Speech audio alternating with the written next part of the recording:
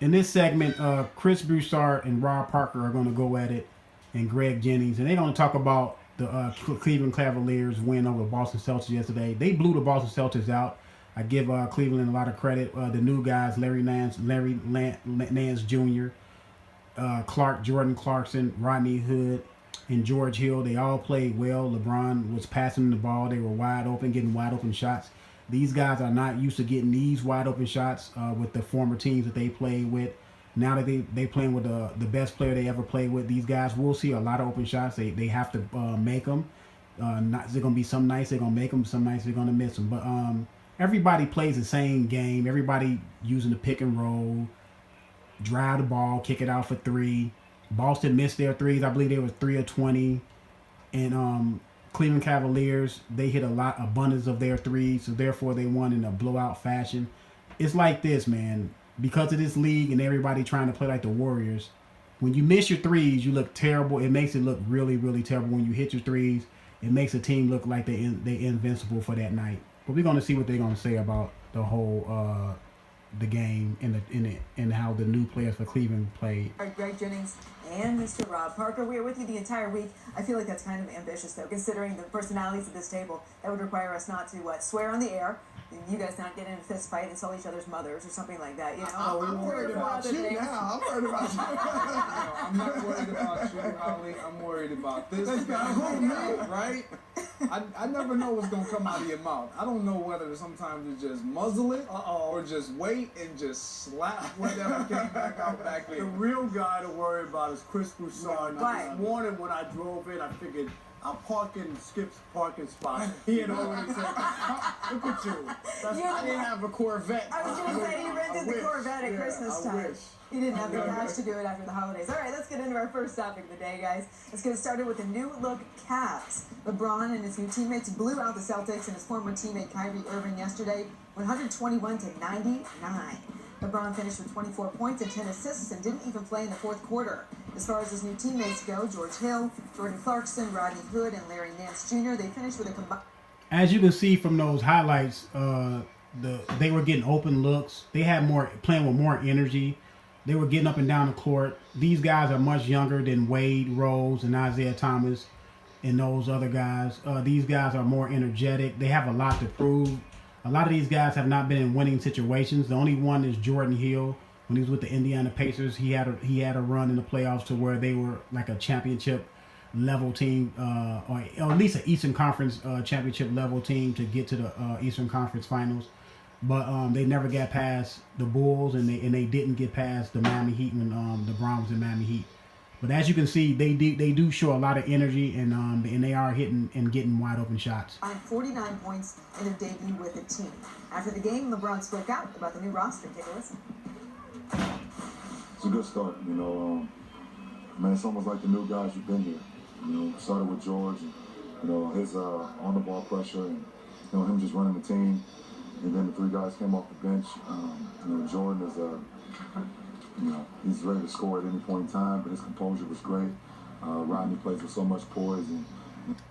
And let me say this: Jordan Clarkson, yes, he's like a Jamal Crawford. He's like a guy that comes off the bench, like Vinny, the microwave Vinny Johnson back in the day. If you're a little older, those guys came off the bench and gave the team a spark.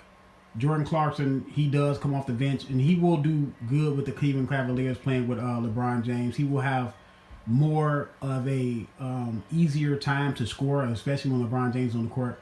And LeBron James, to me, they always talk about how good of a leader he is. He's a situational leader. He's a leader when everything's going right. LeBron can lead you. When things are getting cloudy and it's raining outside, thunderstorming, he's not going to lead you through the storm, man. He's not that type of leader. He's the type of leader that it has to be sunny, bright, 88 degrees.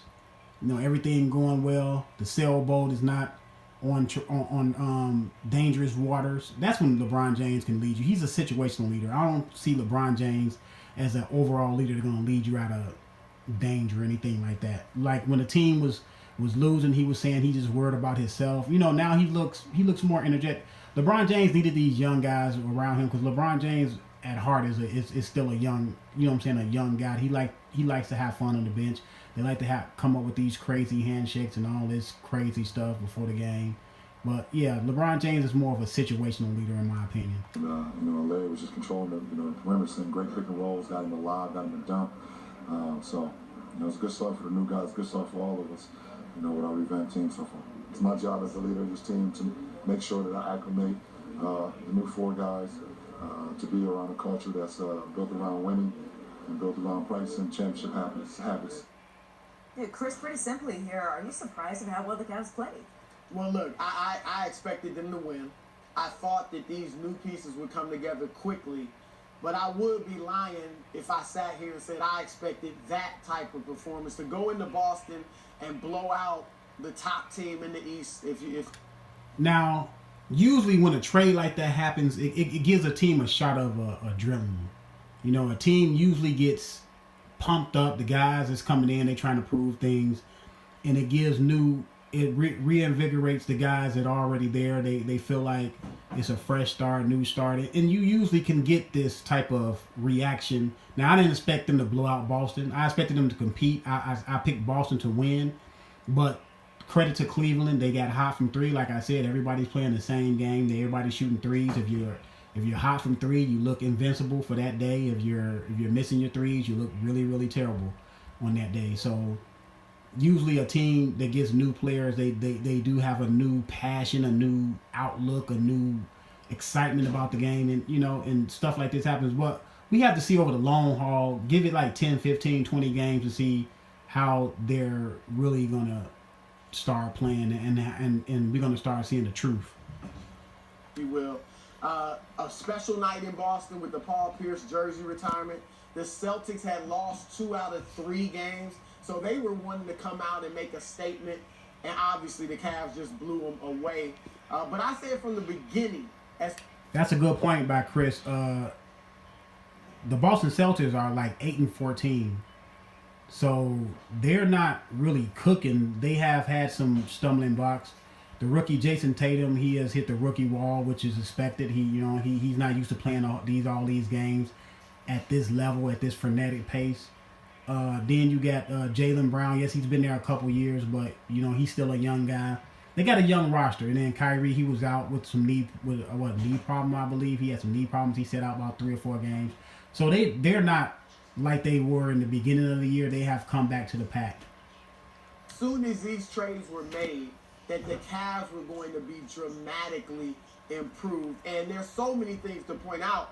One thing I'll point out is the spirit and the energy that these new players brought. And Ty Lue mentioned it. LeBron was energized and rejuvenated about it. And here's what's happening. These guys they brought in, the 4 players, are excited to be in the situation they're in. Now, are they dramatically improved? I can't say that they're dramatically improved because I haven't seen them in enough games.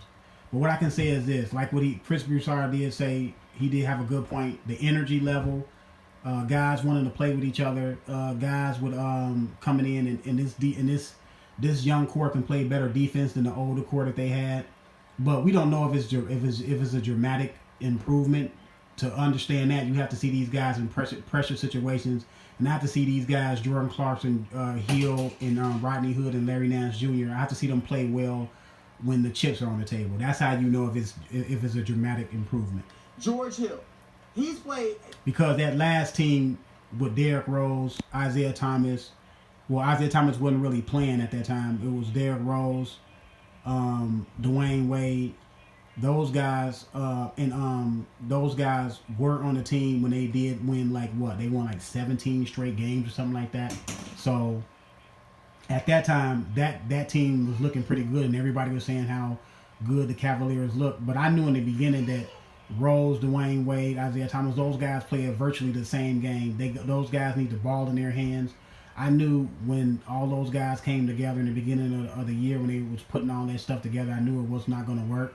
Chris Broussard, guys like him and guys like Stephen A. was saying how they're going to, and I have to say Shannon Sharp, they all said how Cleveland is much improved and all this stuff, and when it went sour, now they saying they're much improved again. So it's like a roller coaster. We having a circular discussion with these same group of guys, but we'll see how this group fare out. 8 of his previous 9 seasons in San Antonio, Indiana, and 1 in Utah. 8 of those 9 years he's made the playoffs. He is used to playing for championships. Even though he's never, got there to the championship with Indiana, he's used to being on a team that had a shot at winning it. Yeah, George Hill is a nice player. George Hill is a nice, solid player. But I remember when Miami was, and when he was on Indiana, and they had Paul George, before Paul George had the knee injury or the leg injury, they had him, and they had they had other guys on the team that were pretty good themselves, and they had a championship level team, I believe. George Hill, to me, was the missing link in the playoffs versus the Miami Heat. He had a terrible season, a terrible series.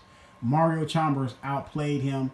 If George Hill would have gave them what he was giving them in the regular season, I believe that they would have knocked off Miami, because at one point they were up 2 games to 1. Yeah, they were up 2 games to 1, and George Hill, he kind of disappeared in the series. I remember the commentator saying, "Man, George Hill is having a bad series," and Mario Chalmers was outplaying him. So, and I remember George Hill playing Derrick Rose. See, when he plays the top-notch point guards, he's not gonna shut no top-notch point guard down anyway. So, he's a good defender, a great defender. No, or felt that way. He was down in Sacramento, so now he's excited. He's rejuvenated to be playing for the Eastern Conference title and maybe beyond that. Rodney Hood's been a big-time scorer per minute. He's come off the bench and been a great scorer off the bench for the past 3 years. But in Utah, has anybody noticed it? If he did what he's been doing the past few years, especially this year when he's averaging 17 points a game in other cities, he would be getting a lot more publicity. So he's looking at it like, now is my chance to shine. And look at the wide open shots he got last night. So Hood is excited. Jordan Clarkson has been a very good scorer off the bench for the Lakers, but he's always been kind of tossed aside. It was Brandon Ingram, it was Julius Randle, now it's Kyle Kuzma, Lonzo Ball. He's never been that young, up-and-coming player in the public's eyes in LA. Now, it's one thing to play second fiddle to Lonzo Ball, Julius Randle. It's a totally different thing to be second fiddle to LeBron James. Yes, he made a good point. Like I said, Jordan Clarkson has been a really good scorer off the bench. Yes, he did play behind. He didn't get any shine. I mean, he's a pretty good player. But since Lonzo Ball and, the other guys, those other guys, Brandon Ingram and those Julius Randle, those guys kind of outshined him. But Jordan Clarkson, to me, was a pretty good player. But he never been in the playoffs. Like Larry Nance Jr., never been in the playoffs. Never had a playoff situation. They both come from a losing culture. I mean, yes, you can say that the Lakers have a past winning culture, but the culture now of the Lakers of the last 5 years has been a losing culture. Even the last couple years of Kobe Bryant's tenure there. And Rodney Hood, yes, he has a handful of playoff games, but he's really not playoff experience. So, yes, you got younger. Yes, you have more energy. Yes, you got better defensively. But am I going to say battle tested? Battle tested is way down. These guys have not been battle tested other than George Hill. And I told you, when he played in the playoffs against Miami, he was a virtual no-show. So he's excited. And then Larry Nance Jr. is from Akron. His dad still lives there. He starred for the Cavaliers, his dad. So he's excited. One of the few players that might be excited to go from L.A. to Cleveland. So these young guys, in addition to what they bring on the court, they have brought a renewed excitement that has rejuvenated LeBron, Ty Lue,